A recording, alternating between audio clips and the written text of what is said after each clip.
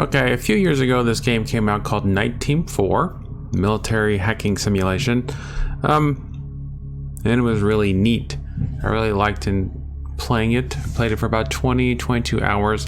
It had some hacking aspects to it, and it had some aspects of alternate reality gaming, which means that some of the missions and some of the stuff you did in game were tied to real world events, mainly going and looking up clues on websites outside the game and stuff like that, which was kind of interesting.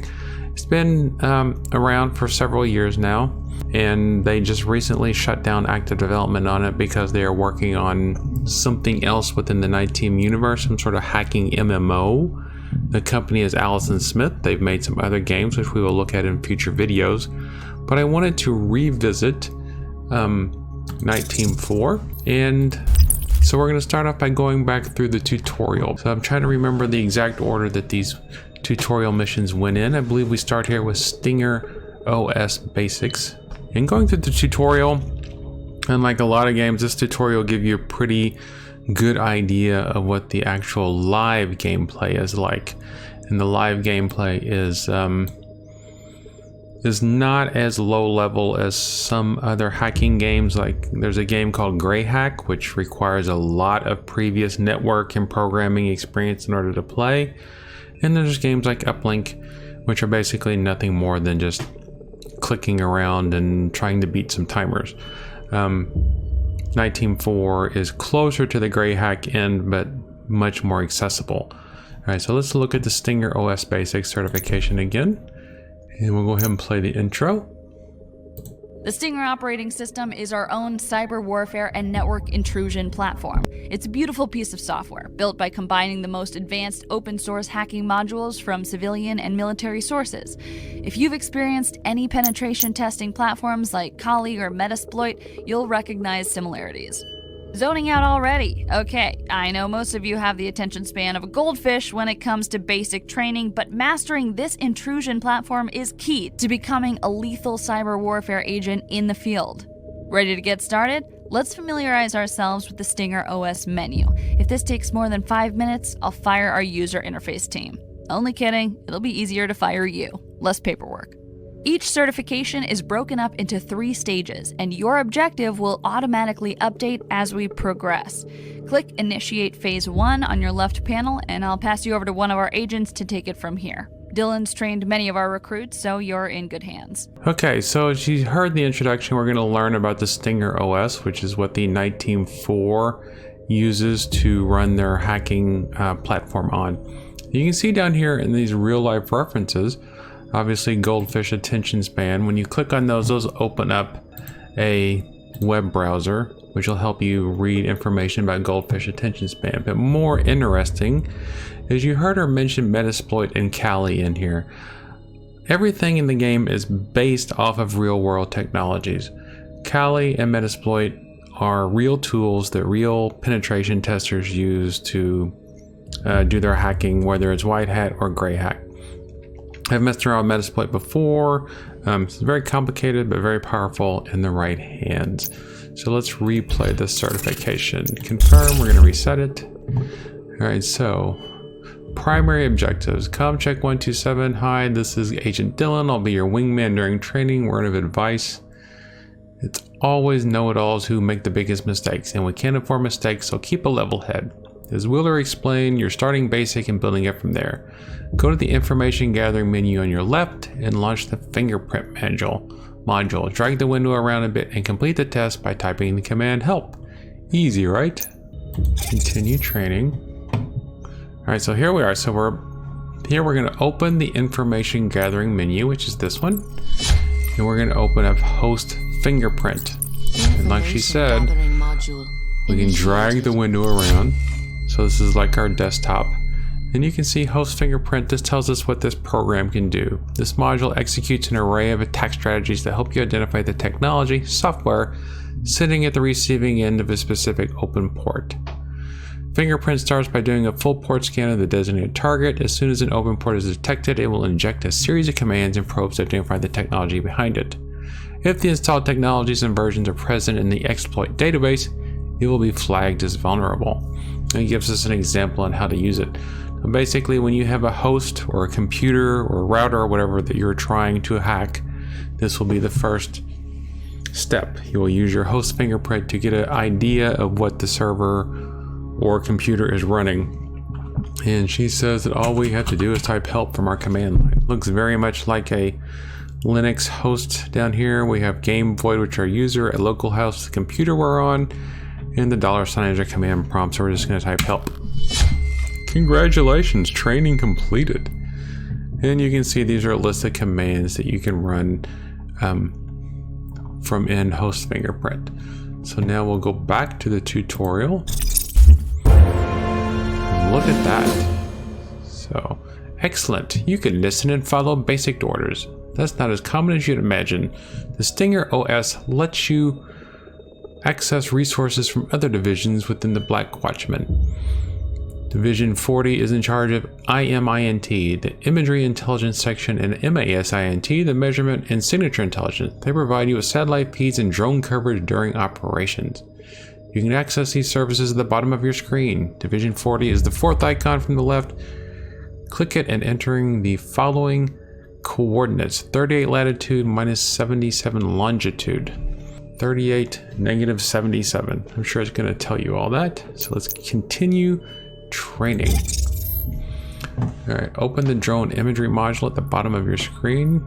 I think it's, she said it was the fourth one. Drone and imagery enter coordinates. Active. Drone and imagery 38 intelligence active. negative 77. Enter. Deploying satellite imagery. What are we gonna get to see a picture of?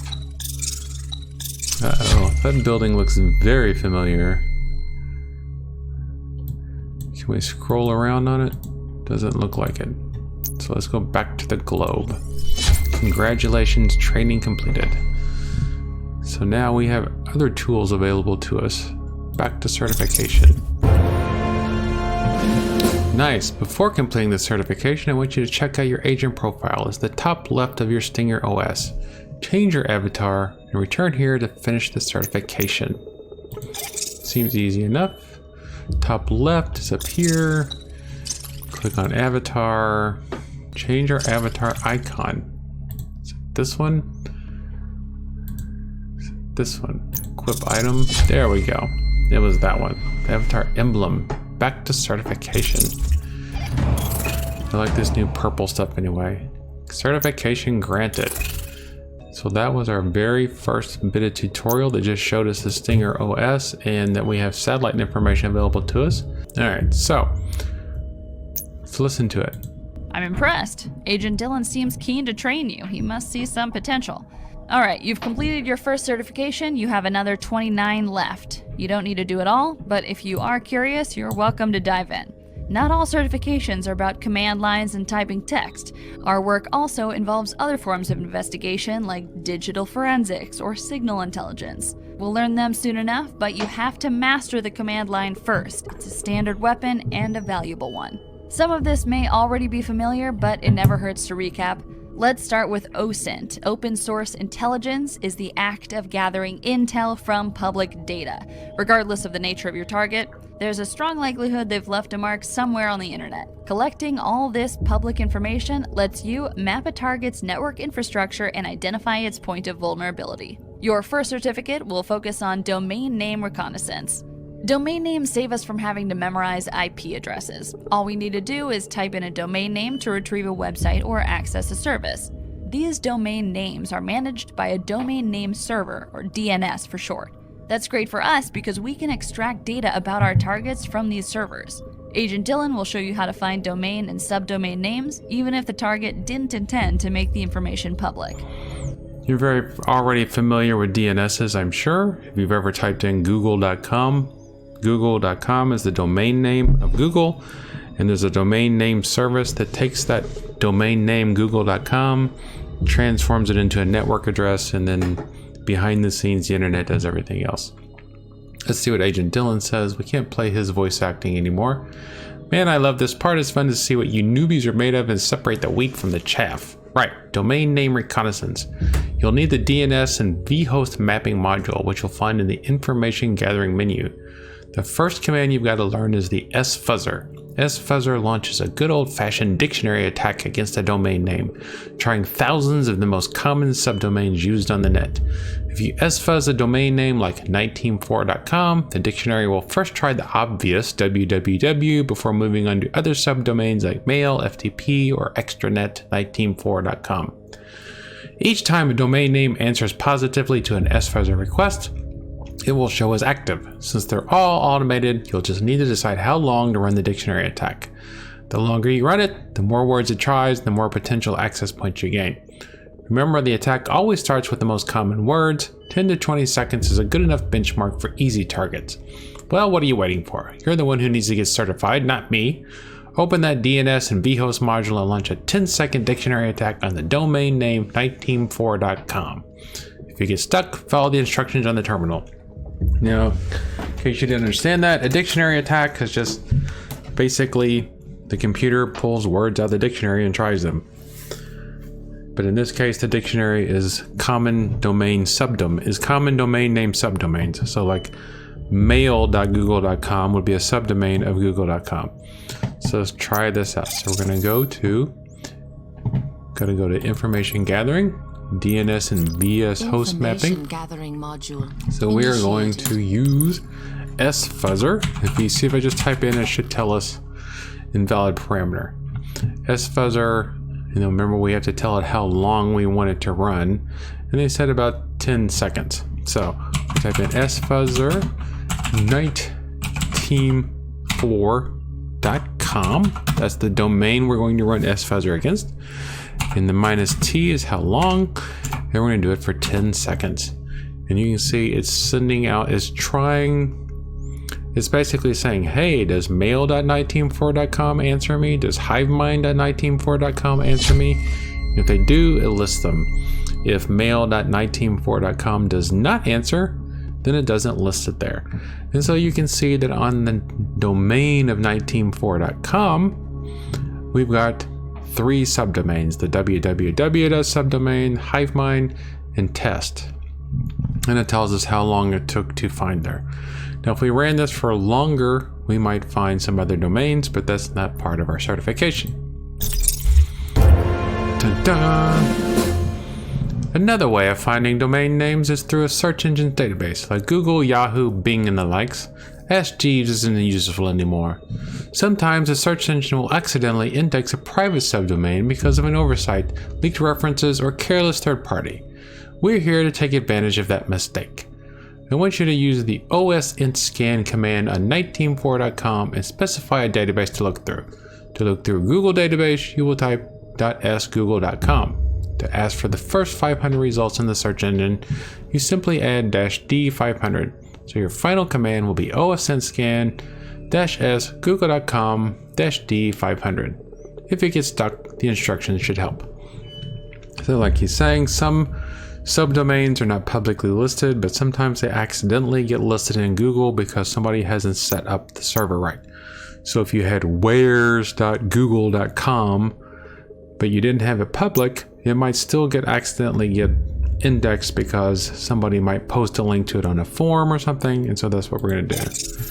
So launch the DNS and vhost mapping tool again. Information gathering module. And so now we're going to osint scan, and this is using this is looking through the databases, nite4.com, and we're going to tell it the server is google.com.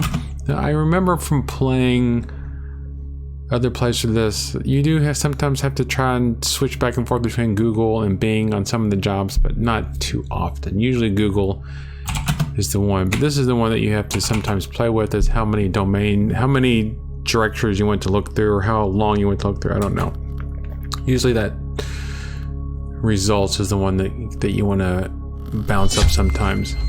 So now you can see that when we ran sfuzzer, we got www, and there was the hivemind, and there was something else we still don't have. That's gone.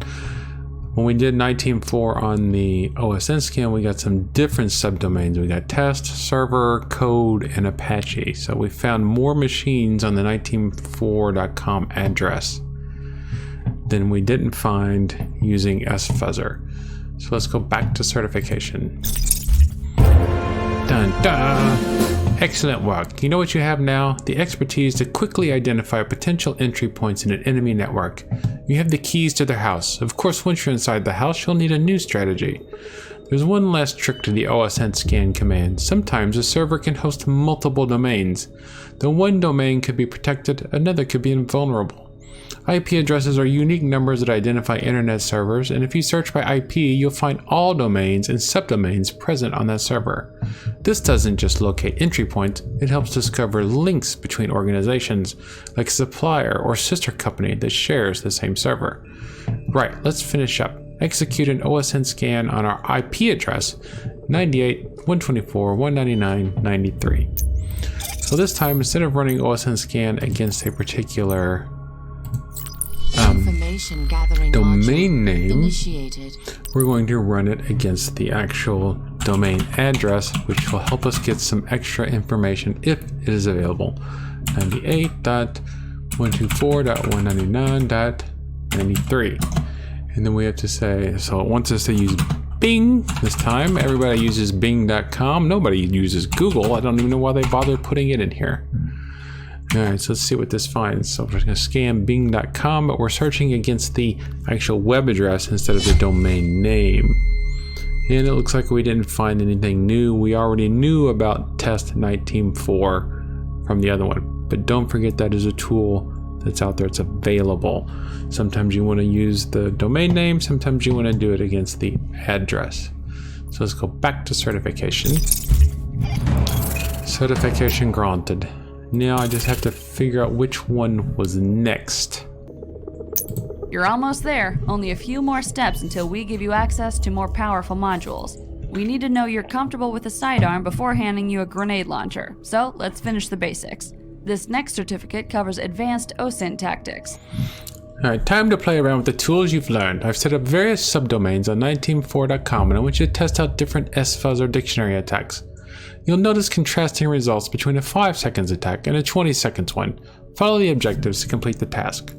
So we're going to do an SFuzzer with the time of 5 and a time of 20 to see the different results that we'll get on there. Let's go back, and close that out. Here we go. SFuzzer is already open. So I'm going to go to information gathering. Information gathering I needed to module complete. initiated. I needed to click on access certification and then continue training, and then it'll take us back. So open DNS and vhost mapping. Information gathering module Alright. initiated. That one weird noise you just heard there, that's every time you complete an objective step that makes that noise. It's just a little bit of an audio prompt. So SFuzzer, niteteam4.com, and this time we're going to do just a normal dictionary attack, but we're only going to do it for 5 seconds. And then we're going to do it again, and we're going to compare what we get with, I think it was 20 seconds or 10 seconds. All right, so we got 19.4 and HiveMind. So now we're going to do it for 20 seconds. And all I had to do is press the up arrow to bring up the previous command. And now we're going to see, we should get HiveMind NetTeam4 again. And then we should start getting other domains. There's tests, and those were the first 3 we originally found in our first mission. So we'll see if there's any other new ones that show up. Server. Anything else? That's it. So there was 4 servers when we ran it for 20 seconds. Now obviously you could sit here and run it for longer than that. I've never found it. I don't think I ever had to do anything ridiculous like running it for like 2 minutes or anything like that. I don't think so. All right, so back to certification. So that purpose of that was just showing you, was just reminding you that sometimes if you do the SFuzzer for 5 seconds and you don't find anything useful, maybe just run it for 20 seconds or 30 seconds to see if you do find something. All right, back to certification. Now I want you to see the difference between a SFuzzer and Osint scan attack. Run both a 15 seconds SFuzzer and a 500 deep Osint scan against niteteam4.com. Kind of very similar to what we already did in the previous missions, but I am not going to complain. All right, SFuzzer. So it wants us to do this for 15 seconds. So we're going to do this, and then we're going to do the Osint scan for 500 entries and compare the difference. And we saw those differences in the previous tutorial when we saw that this tool brought up a whole slew of different domains than the Osint scan. Osint scan, just type in part of the name and press the tab key and it'll fill it in.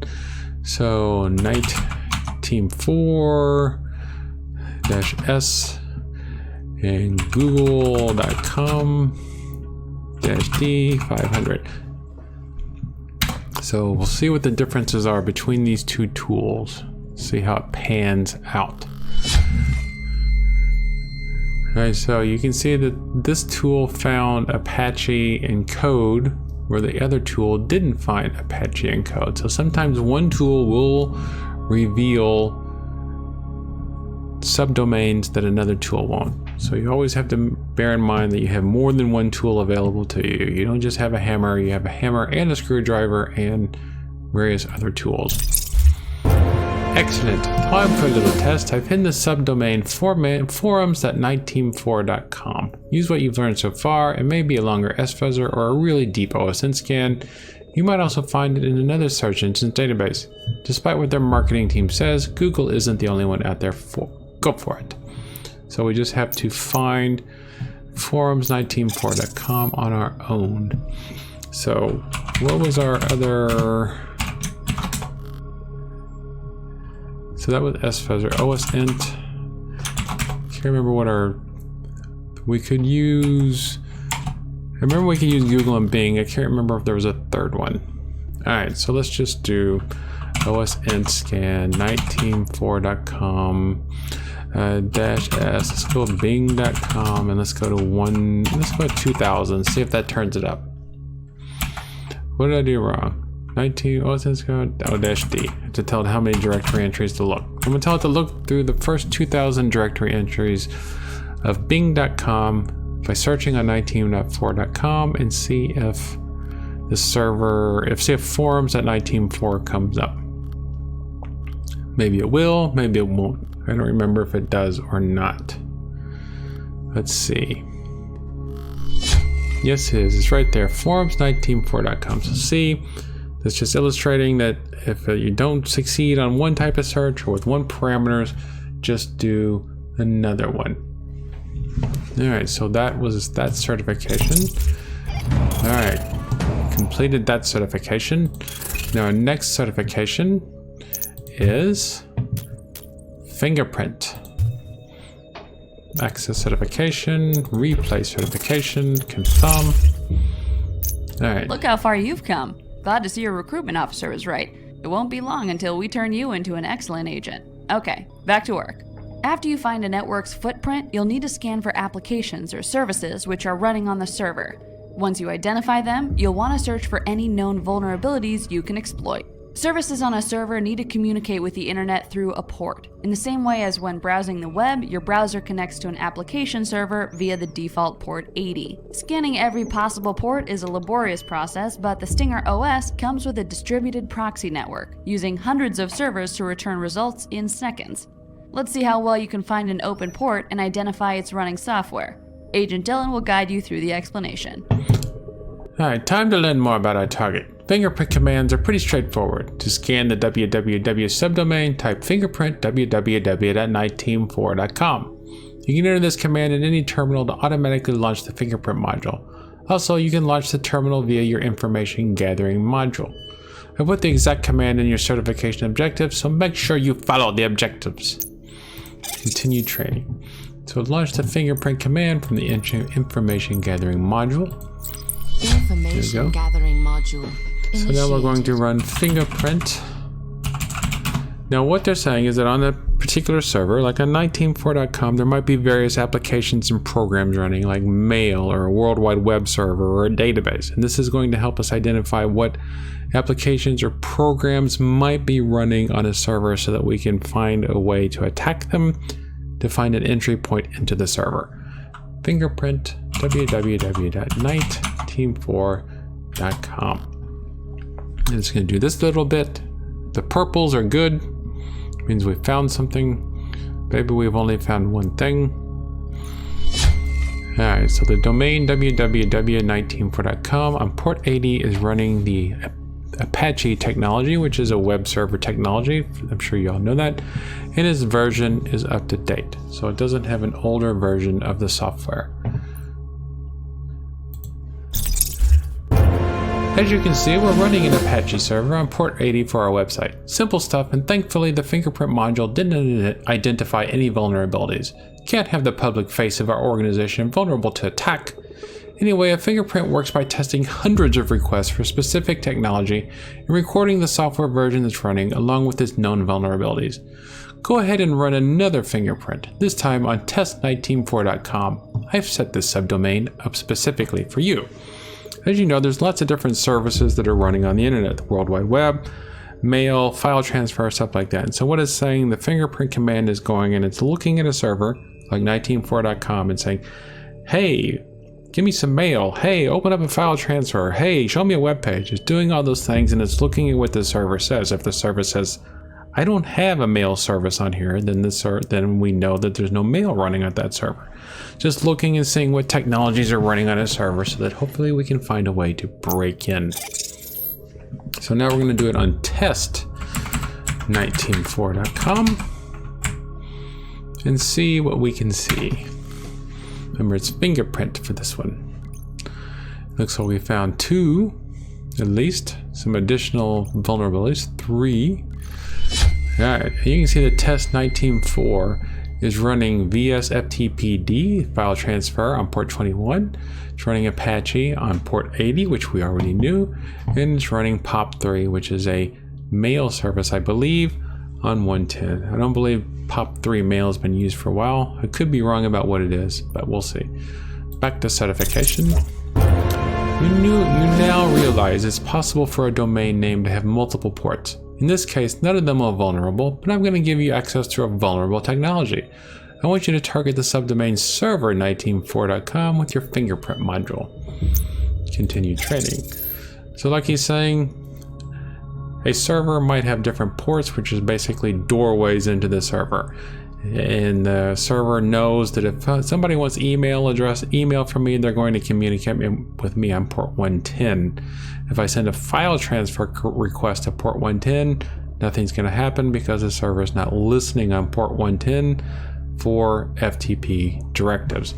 So now we're going to do fingerprint server.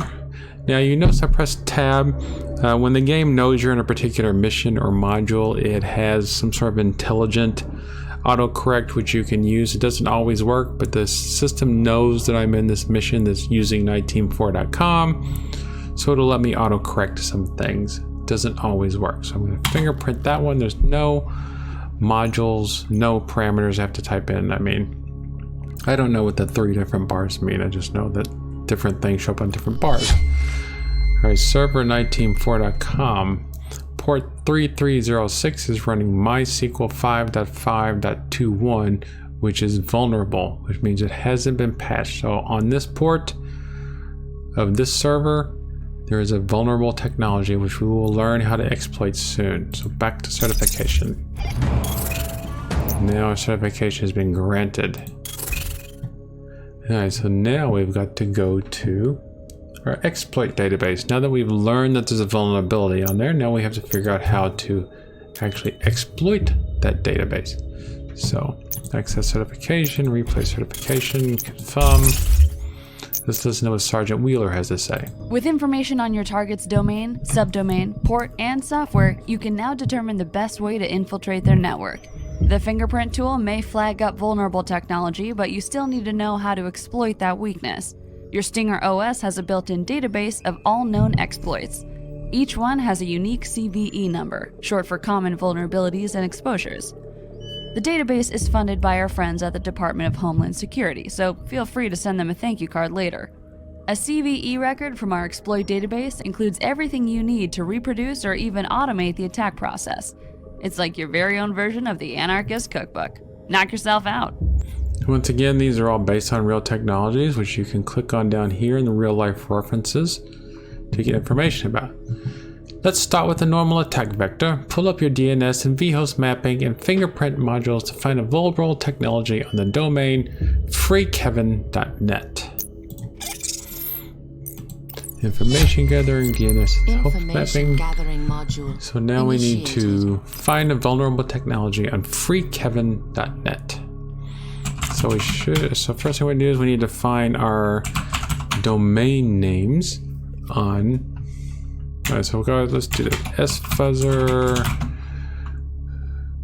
freekevin.net dash. Let's just let it run for 30 seconds just for fun.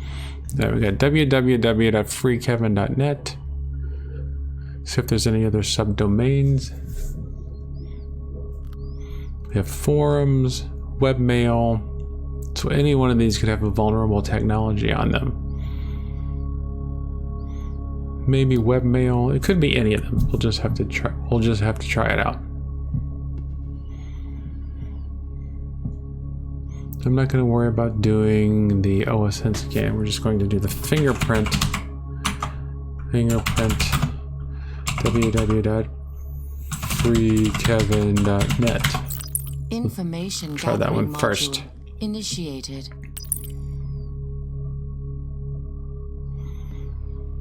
Doesn't look like there's anything on freekevin.net. So let's try forums. So we're going to try forums freekevin.net and see if there's anything on there that's vulnerable. You also have two separate windows open. Doesn't look like forums have anything wrong with them. So let's try webmail.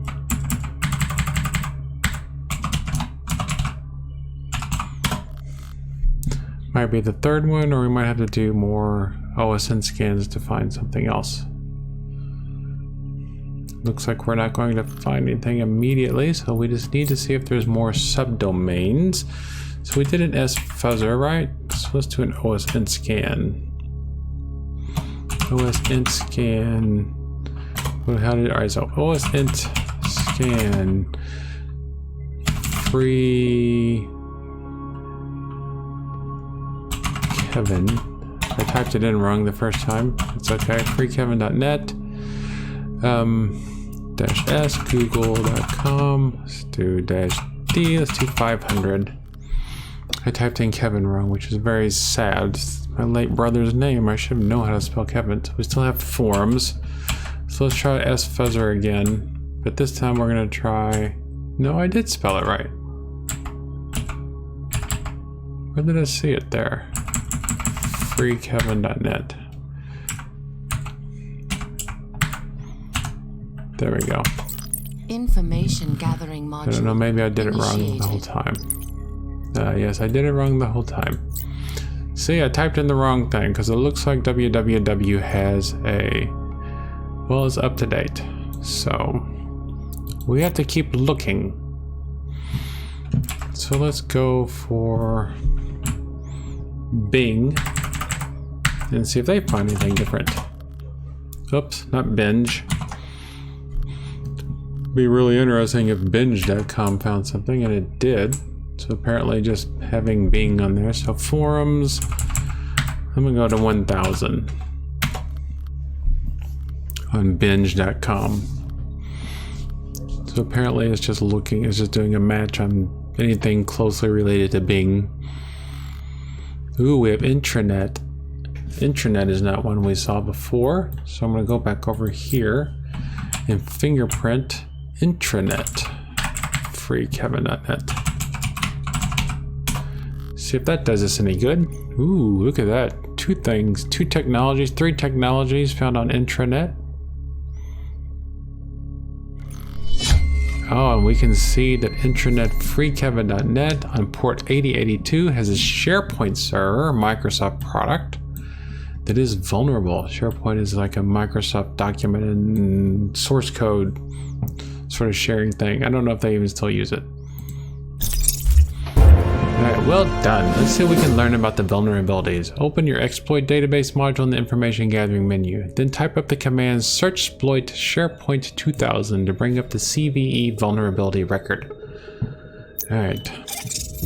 It's another game where you might want to have a notepad nearby. Exploit database, we want to do SharePoint. Initiated. And it's already on there for us.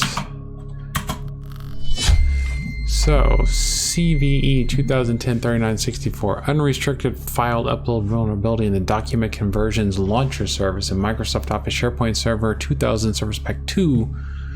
So this is a vulnerability which we can use to attack the server. Preferred delivery method TCP/IP, and the exploit to use custom SOAP request.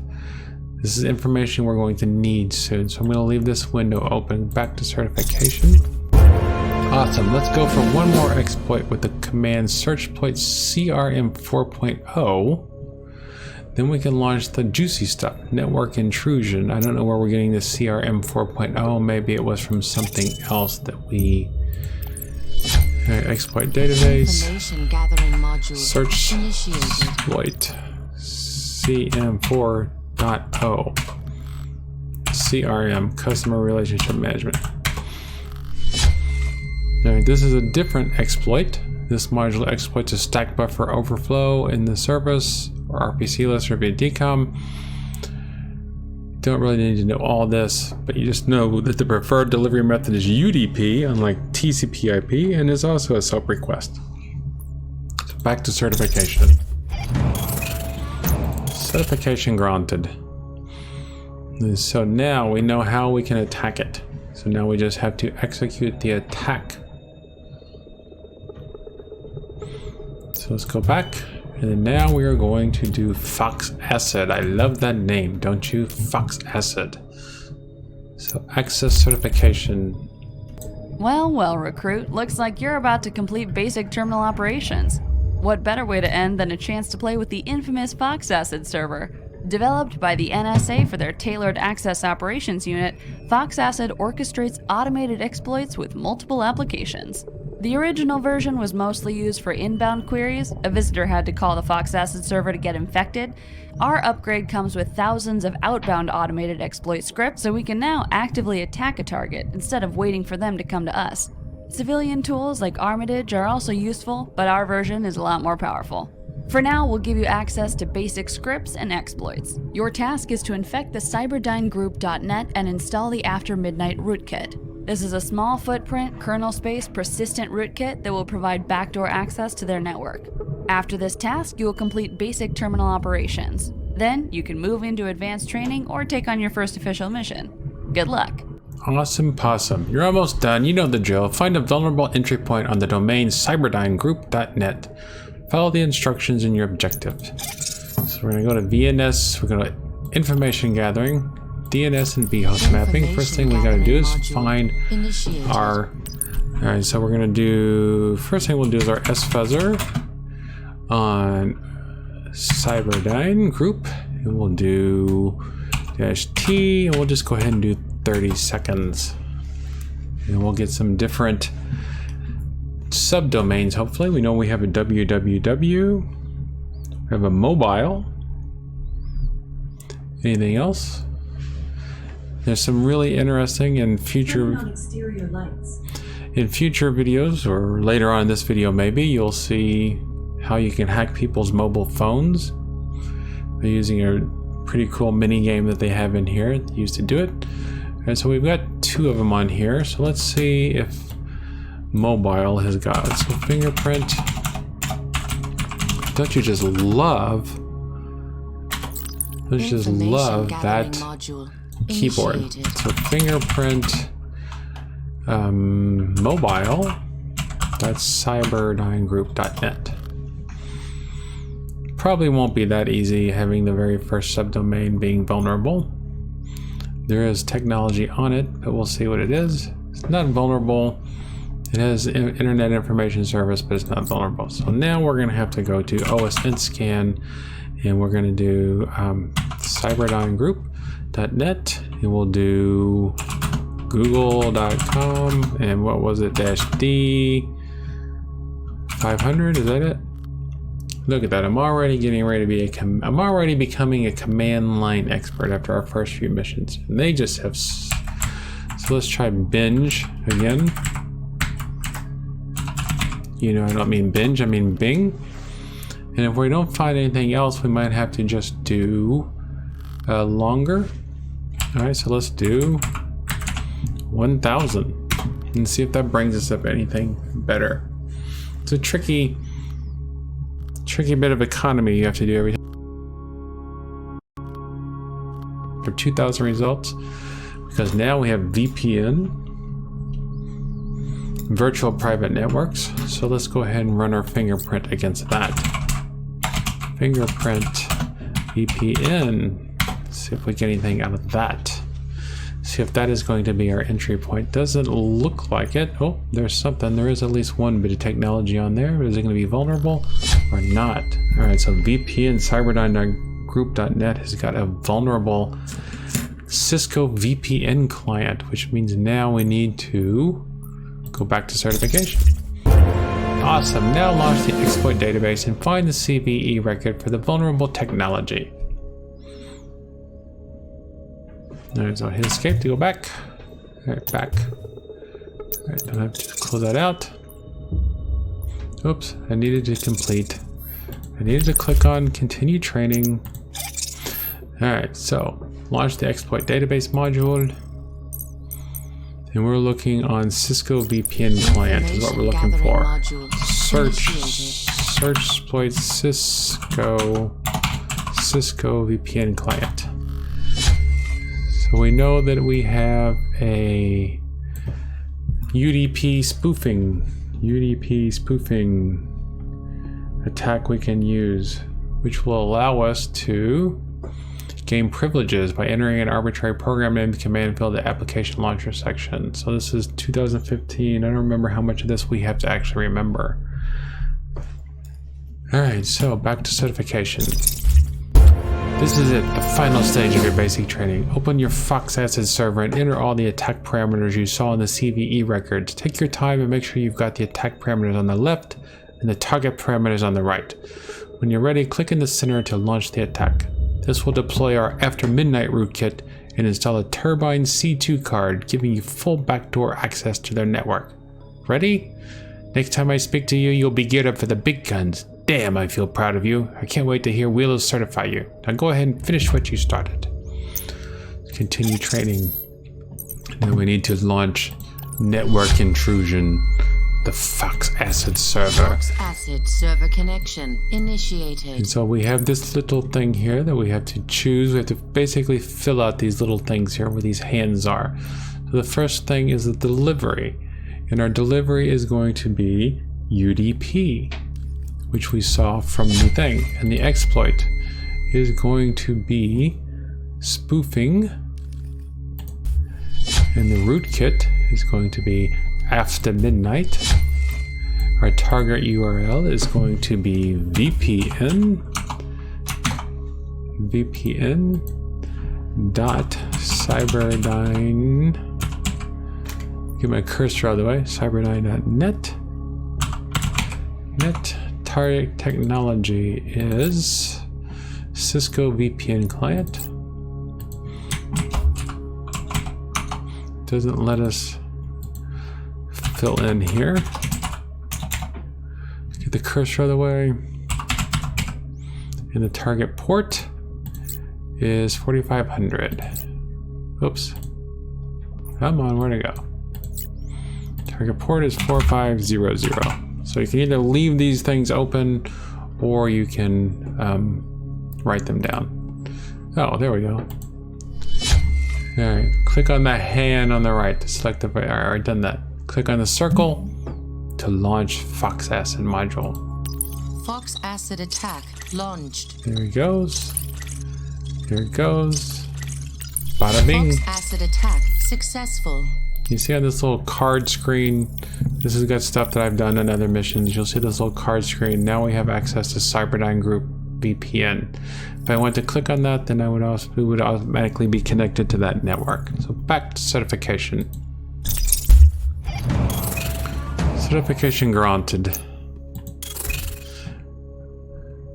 Alright, so now we've completed the first set of tutorials, which was basic terminal operations. The next set of tutorials will be digital forensics, which will cover in a separate video. Thank you for watching this. I hope you're intrigued by Nite Team 4. I know I was when I first started playing it a long time ago, and I would love to see it becoming more popular before it launches as a MMO.